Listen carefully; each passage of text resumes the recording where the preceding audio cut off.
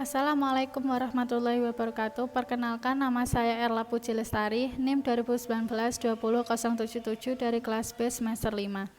Di sini saya akan mempresentasikan hasil kerja saya mata kuliah hukum klinis. Di sini saya akan menganalisis kasus Andi dan Bunga. Hasil analisis atau tanggapan saya mengenai kasus Andi dan Bunga yang mana masih berusia 13 tahun dan 8 tahun.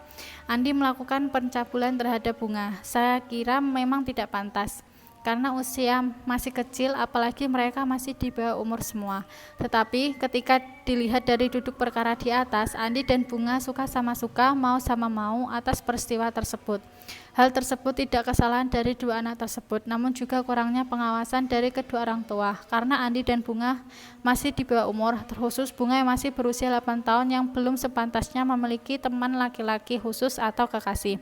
Berdasarkan pengakuan dari Bunga, Andi telah menyetubuhi dirinya sebanyak 8 kali, yakni persetubuhan terjadi 3 kali di rumah korban, 2 kali di rumah pelaku, serta 3 kali di kebun saat korban dan teman-teman pelaku bermain petak umpet.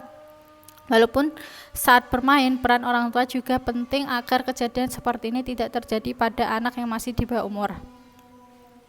Dalam kasus tersebut berkaitan dengan pasal 81 ayat 2 tentang Undang-Undang Perlindungan Anak, yakni setiap orang dilarang melakukan kekerasan atau ancaman kekerasan, memaksa melakukan tipu muslihat, melakukan serangkaian kebohongan, membujuk anak untuk melakukan atau membiarkan dilakukan perbuatan cabul. Dalam pasal tersebut juga tertera bahwa hukuman pidananya yakni paling lama 15 tahun dan denda 5 miliar. Namun di sini yang menjadi pertanyaannya, apabila Andi dipidana, apakah bisa atau tidak, karena mengingat usianya yang masih di bawah 18 tahun atau belum cukup umur. Anak yang masih di bawah umur 18 tahun bisa dipidana, namun ada pengklarifikasiannya menurut undang-undang yang harus memperhatikan kepentingannya atau kepentingan anak. Berikut ini saya jelaskan ketentuan-ketentuan terkait anak yang berhadapan dengan hukum. Adapun yang disebut anak yang berkonflik dengan hukum adalah anak yang berusia 12 tahun tetapi belum berusia 18 tahun yang diduga melakukan tindak pidana. Dalam hal anak belum berusia 12 tahun melakukan atau diduga melakukan tindak pidana, penyidik, pembimbing kemasyarakatan, dan pekerja sosial profesional mengambil keputusan untuk 1. Menyerahkan kepada orang tua atau wali, 2. Mengikutsertakan dalam program pendidikan, 3. Pembinaan dan pembimbingan di instansi pemerintah atau LPKS yang menangani bidang sosial paling lama 6 bulan. Sesuai dengan analisis saya, kasus di atas bisa dikaitkan dengan Undang-Undang Perlindungan Anak, Undang-Undang Nomor 35 Tahun 2014, yakni setiap anak berhak mendapatkan perlindungan pendidikan dari kejahatan seksual dan kekerasan yang dilakukan oleh pendidik, tenaga kependidikan, sesama peserta didik atau pihak-pihak lain.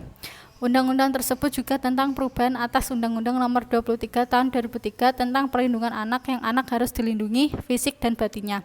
Seperti kasus Andi dan Bunga, di mana Bunga sudah dicabuli oleh Andi sebanyak 8 kali, namun di dalam hal ini Andi tidak bisa langsung dipidana penjara karena masih di bawah umur. Tidak lupa juga keduanya memiliki hak asasi manusia yang masih terikat dengan mereka sampai mereka mati, yang tertera pada Undang-Undang Nomor 39 Tahun 1999 tentang hak asasi, yakni setiap orang berhak atas pengakuan, jaminan, perlindungan, dan perlakuan hukum yang adil serta mendapat kepastian hukum dan perlakuan yang sama di depan hukum. Setiap orang berhak atas perlindungan hak asasi manusia dan kebebasan dasar manusia tanpa diskriminasi. Dalam kasus Andi dan Bunga tersebut, berdasarkan pasal 69 ayat 1 menjelaskan bahwa anak hanya dapat dijatuhi pidana atau dikenai tindakan berdasarkan ketentuan dalam Undang-Undang Sistem Peradilan Pidana Anak (SPPA). Ayat 2 menjelaskan bahwa anak yang belum berusia 14 tahun hanya dapat dikenai tindakan berhubung perkara ini sudah P21 dalam hal penahanan dilakukan untuk kepentingan penuntutan. Penuntut umum dapat melakukan penahanan paling lama 5 hari.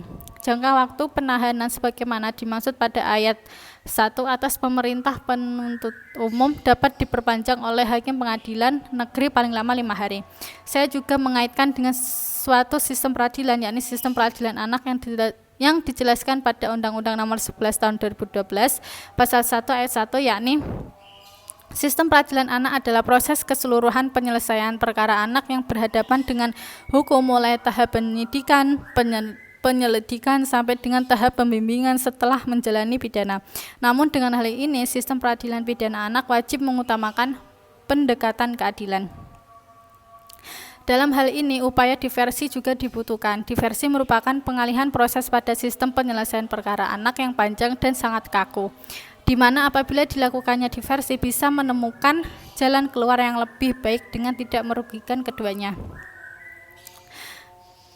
Jadi, dari hasil analisis saya dapat menyimpulkan bahwa anak merupakan amanat dari Tuhan Yang Maha Esa yang dalam melekat harkat dan martabat sebagai manusia seutuhnya. Hak-hak setiap anak mempunyai wajib dijunjung tinggi tanpa anak tersebut meminta. Kasus-kasus ABH yang dibawa dalam proses pengadilan adalah kasus-kasus yang serius saja. Itu juga harus selalu mengutamakan prinsip kepentingan terbaik bagi anak, serta proses penghukuman adalah jalan akhir dengan tetapi tidak mengabaikan hak-hak anak.